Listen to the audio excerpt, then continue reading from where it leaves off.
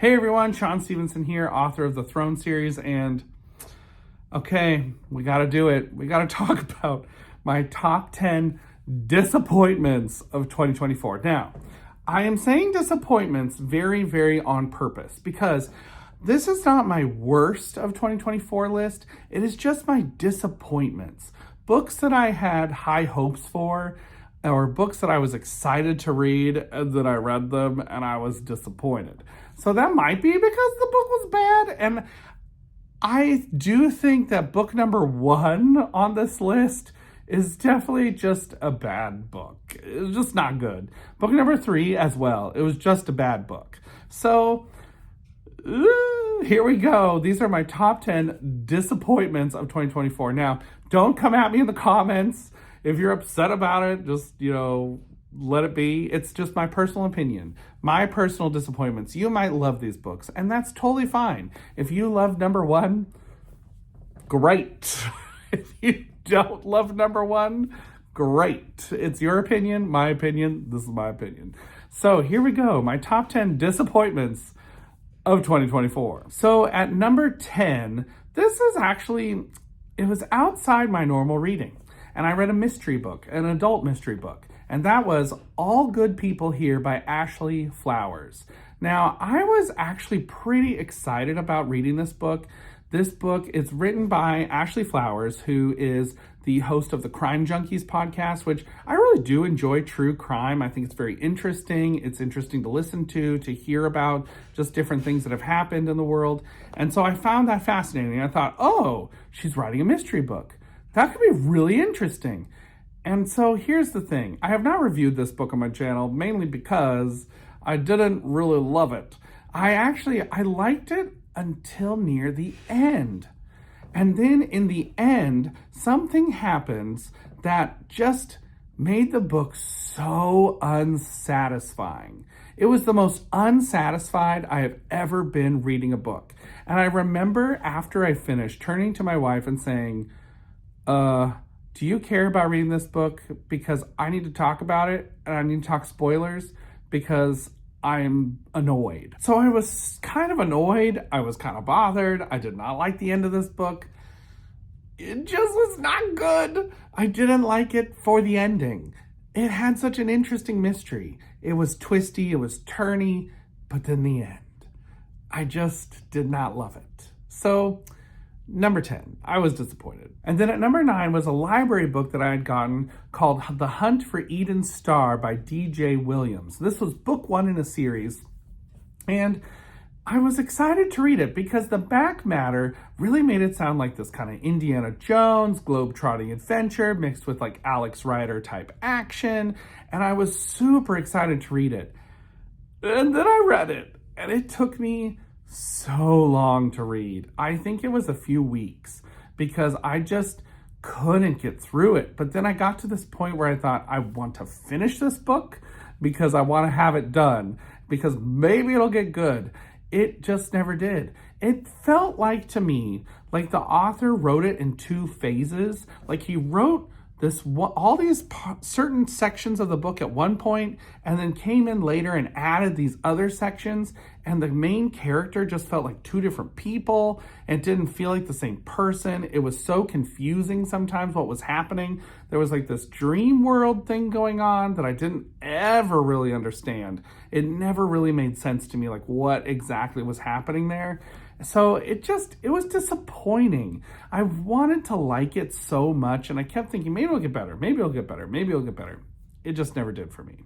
So this was my 9th disappointment of 2024. And then my number 8 disappointment was The Last Indigo by D. Lynn Robinson. I was really excited to read this book. It sounded really interesting. It was kind of like a sci-fi type book where there's like kind of the sci-fi alien stuff going on and invading the world and someone's chasing this alien. Kind of a typical formula, but it sounded really interesting. And what we got was a book that just kind of went on and on and on and didn't really work for me. It just didn't connect. I feel like if someone was more of a super hardcore sci-fi fan, they'd probably love it. I like sci-fi quite a bit, but I'm more like Star Trek sci-fi and Star Wars sci-fi kind of stuff. Like, I like Star Trek in the sense of the exploration part of it, like going to new planets, solving mysteries, that kind of thing. And I like Star Wars for like the fantasy sci-fi-ness.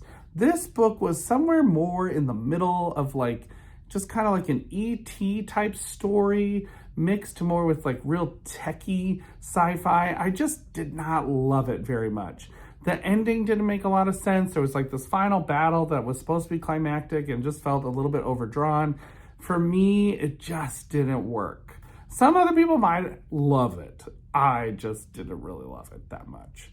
That is why it's number 8 on my disappointments list. Okay, number 7. Oh, this book. This book is on this list because of how ridiculous it is. It was like going fairly well until the end when I was like, what?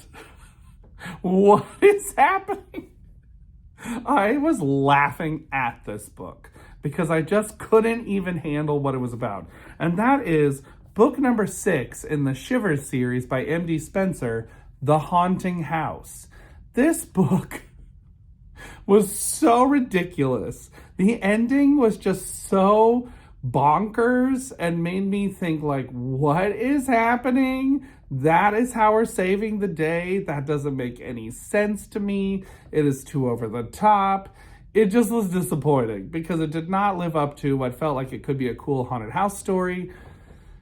What we got instead was something else. It was something else, that is for sure. So I did not like this book very much, hence why it is on my disappointments list. And then number 6 on my disappointments list is book number 1 in the Secret of the Hidden Scrolls series by M.J. Thomas. Now, this is actually weirdly one of my most popular reviews on the channel of this book.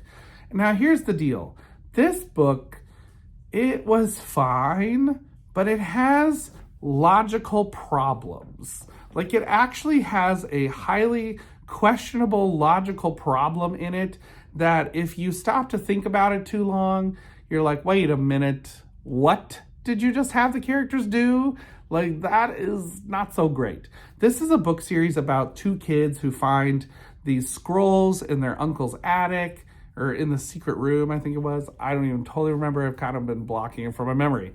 But they find these scrolls, they open them, they go back in time to these biblical events from the Bible.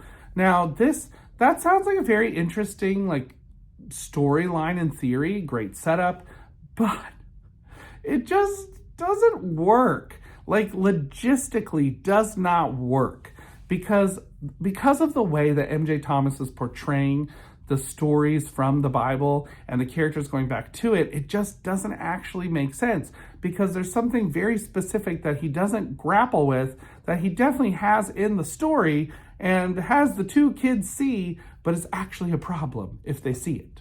So you can watch my slightly spoiler review of this book if you want to know more about what in the world was happening, but it just was disappointing to me. I was kind of excited to read it. I thought this could be really interesting, and they're very popular books. They sell very well. So I was like, oh, I wonder what's so popular about these. I wonder why people like them.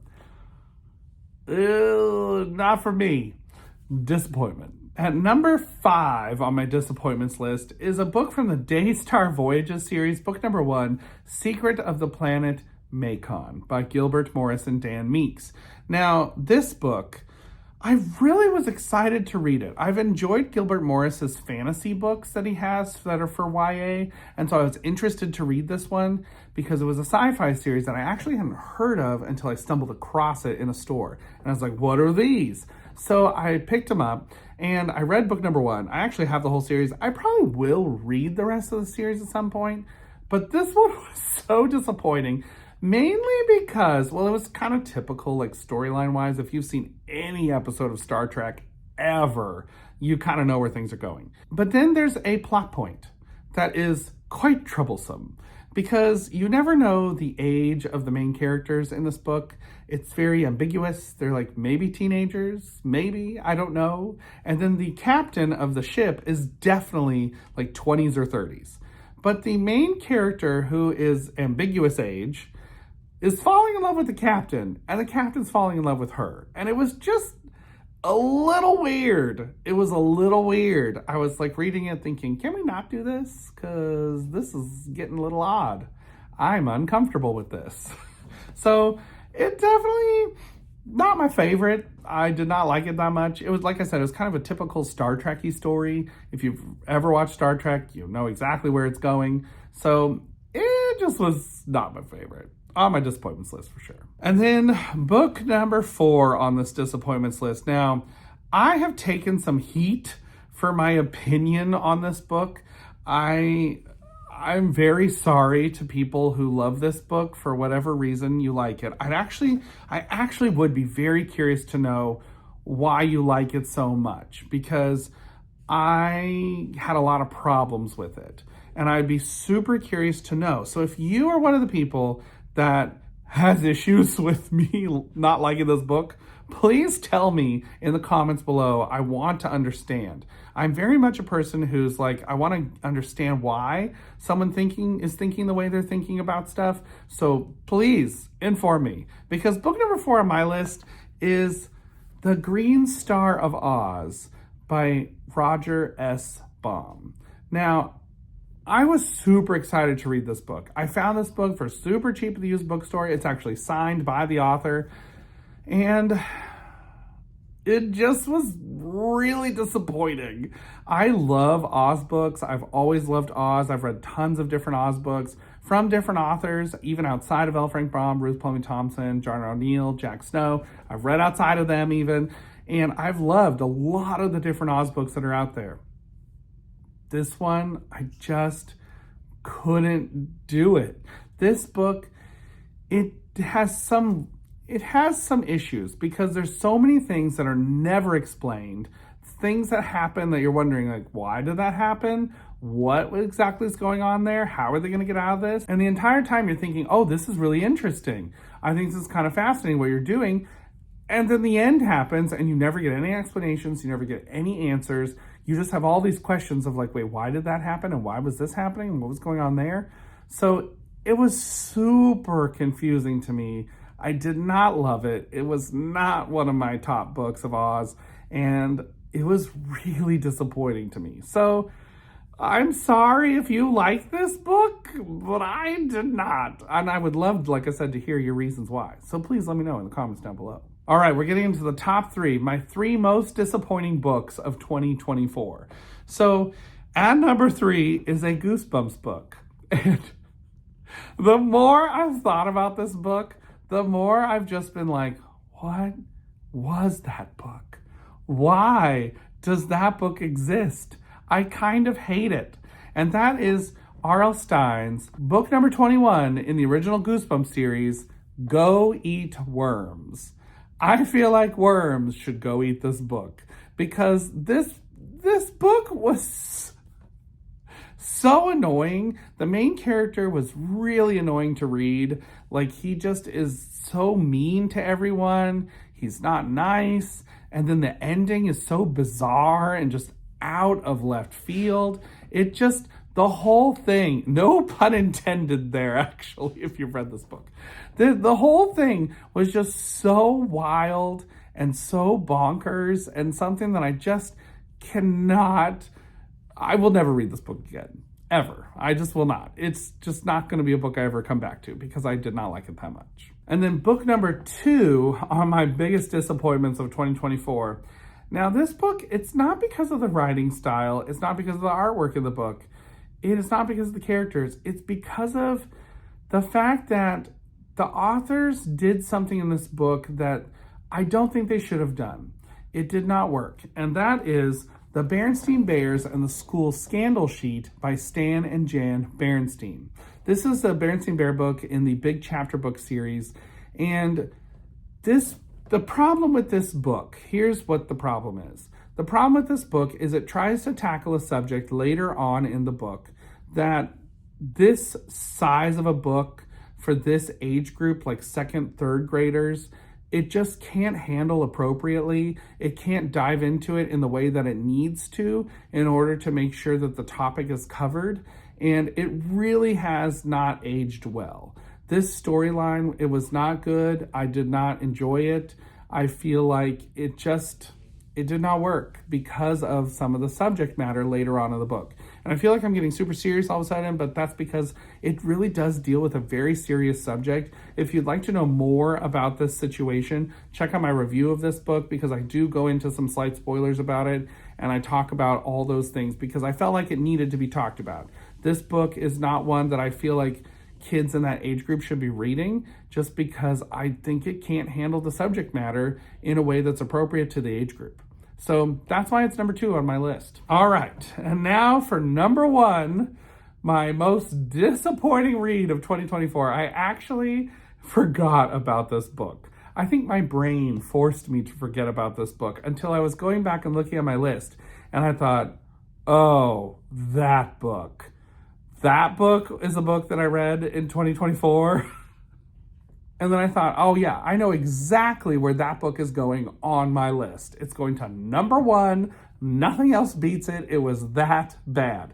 And that is book number 11 in the Spine Chillers mystery series by Freddie Katz, Hospitals Make Me Sick. This book made me sick. This book doesn't make any sense. It's absolutely just, it doesn't even make any sense. It does not make any sense. That is all I can really say about it. It doesn't flow. The most random things happen. The characters are making the dumbest choices you could ever make in a book. Like, even just like so dumb. It was just so dumb. And it was just so disappointing because other Spine Chillers mystery books were pretty good up to this point. There were some that have been pretty well done. Like number 7, A Birthday Cake and Ice Cream. That's a well done book. I really think that one holds up very well. This one, not so much. This one is the most skippable book. It is not scary. It is just wild and bonkers and doesn't make any sense. Nothing is explained. You never find out why. The parents in this book make the dumbest choices that no parent would ever make. You're just sitting there like, no parent would ever actually do that in real life. Like, that is not a thing that would actually happen. So it just, oh, it was so bad. So bad. So disappointing. This is definitely my most disappointing book of 2024. So that is it. My most disappointing books of 2024. Again, this is just my opinions. If you love these books, I'd actually like to know why. Because I always think it's interesting, like I said, to know why do people like things or dislike things. Like, what's their thinking behind it? Let me know in the comments down below. I'd love to find out more. And until next time, everybody, keep reading. Bye.